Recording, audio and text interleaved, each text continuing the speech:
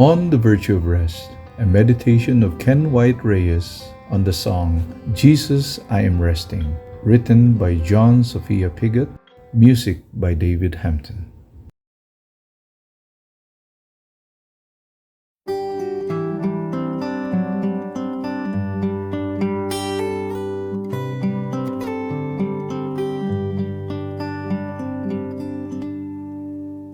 Jesus, I am resting, resting in the joy of what thou art. I am finding out the greatness of thy loving heart. Thou hast bid me gaze upon thee, and thy beauty fills my soul. For by thy transforming power thou hast made me whole. Jesus, I am resting, resting in the joy of what thou art. I am finding out the greatness of thy loving heart. Oh, how great thy loving kindness, vaster, broader than the sea. Oh, how marvelous thy goodness, lavished all on me. Yes, I rest in thee, beloved. Know what wealth of grace is thine. Know thy certainty of promise, and have made it mine. Jesus, I am resting, resting in the joy of what thou art. I am finding out the greatness of thy loving heart. Simply trusting thee, Lord Jesus, I behold thee as thou art, and thy love so pure, so changeless, satisfies my heart, satisfies its deepest longings, meets, supplies its every need, compasseth me round with blessings. Thine is love indeed.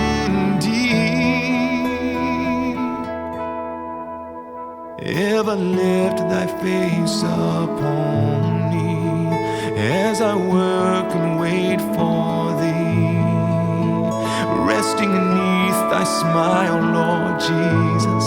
Earth's dark shadows flee, brightness of my Father's glory, sunshine of my Father's face. Keep me ever trusting, resting, fill me with thy grace. Oh Jesus, I am resting, resting in the joy of what thou art. I am finding out the greatness of thy loving heart. Jesus, I am resting, resting in the joy of what thou art. I am finding out the greatness of thy loving heart. I am finding out the greatness of thy loving heart.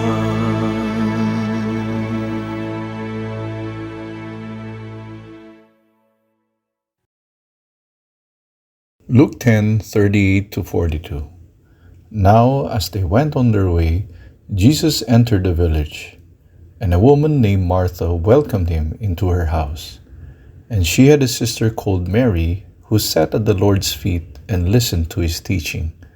But Martha was distracted with much serving, and she went up to him and said, Lord, do you not care that my sister has left me to serve alone? Tell her then to help me.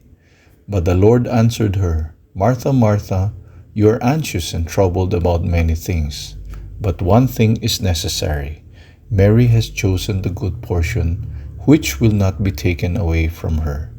Luke 10:38-42. We live in a world that is fascinated with busyness.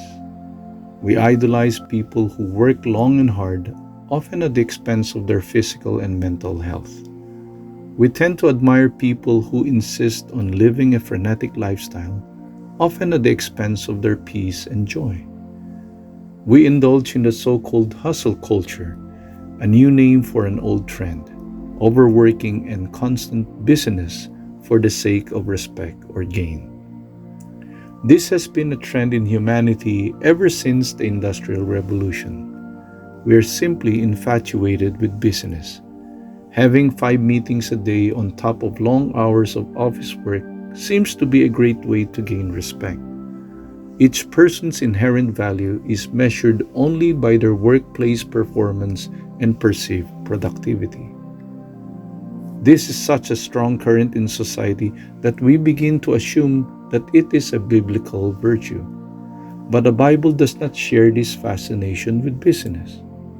We must be quick to clarify, of course, that the Bible does condemn laziness. Sloth is repeatedly condemned, and Christians are expected to not idle away their days, as found in 2 Thessalonians 3 verse 6.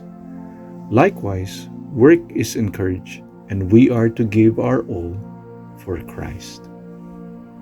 However, just because productivity is important to God does not mean the same for business. The frenzy of work and constant anxiety for more work causes more harm than good for ourselves and for the people around us.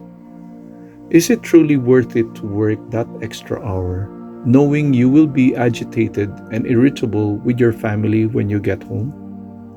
If scientists and psychologists who do not know Christ know that overworking is ultimately corrosive to human life, what more for God's own children?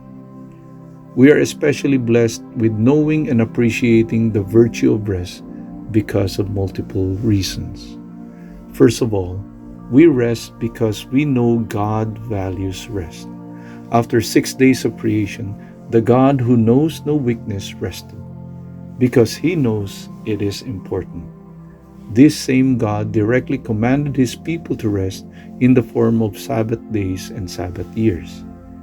Rest is not an option for God's people, but the direct order. Also, Jesus Himself offers rest for those who labor and are heavy laden. Our God Himself values rest. Secondly, we rest because we trust in our Father. Jesus Himself declared that the Father who feeds the birds of the air and clothes the flowers in the field will take care of us. Why then do we fret? We are children of the Eternal Father, and we can rest knowing He takes care of us. The very reason God commanded Sabbath is because He knows people naturally overwork out of worry or greed. But we rest because we know that God has everything in His hands, and thus do not need to be anxious. The modern Christian often idealizes Mary but imitates Martha.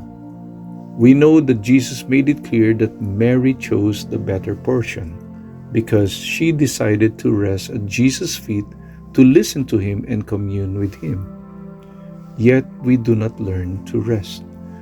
Tragically, sometimes we apply our overworking to ministry and burn ourselves out doing things for God instead of spending time with Him. What a pointless misunderstanding of Jesus' priorities. Rest, my friend. We serve a God of rest. He wants us to be still and commune with Him. Indeed, work hard for His glory. Indeed, work hard for your families. But busyness is not a biblical virtue. Rest is. Our God has you in His hands. Rest.